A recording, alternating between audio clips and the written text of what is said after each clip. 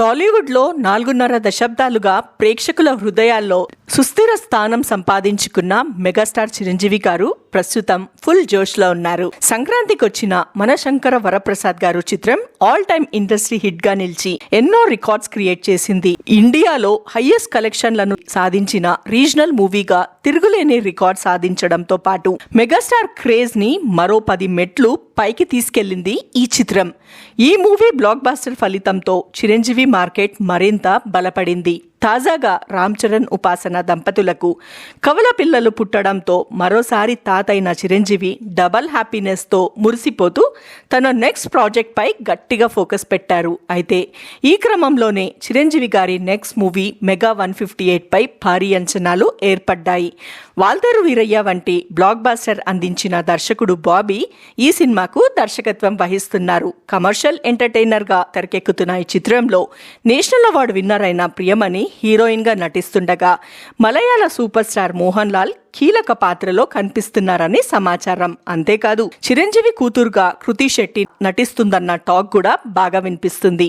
కథపరంగా full mass elements తో పాటు family emotions కూడా అద్భుతంగా ఉంటాయని, చిరు పాత్రలో పవర్ఫుల్ షేడ్స్ ఉంటాయని సినీ వర్గాలు చెప్తున్నాయి. అయితే ఈ క్రేజీ ప్రాజెక్ట్ కు అనుకోని అడ్డంకాలు ఎదురవుతున్నాయనే వార్తలు ఫిలిం నగర్ లో హాట్ టాపిక్ గా మారాయి. ఈ సినిమాను నిర్మించిన కేవీఎన్ ప్రొడక్షన్స్ ప్రస్తుతం ఆర్థిక లీగల్ సమస్యలను ఎదుర్కొంటుంది.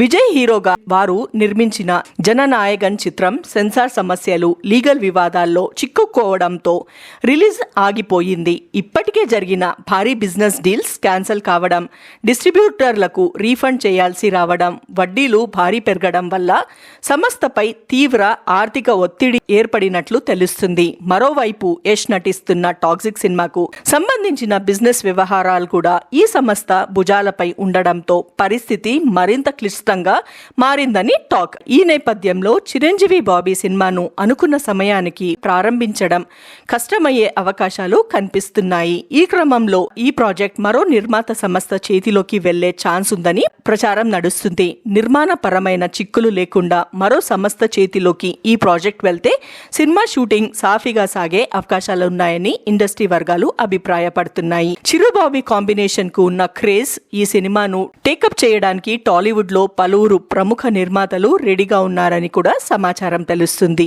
దీంతో మెగా 158 భావితవ్యంపై ఆసక్తి మరింత పెరుగుతుంది.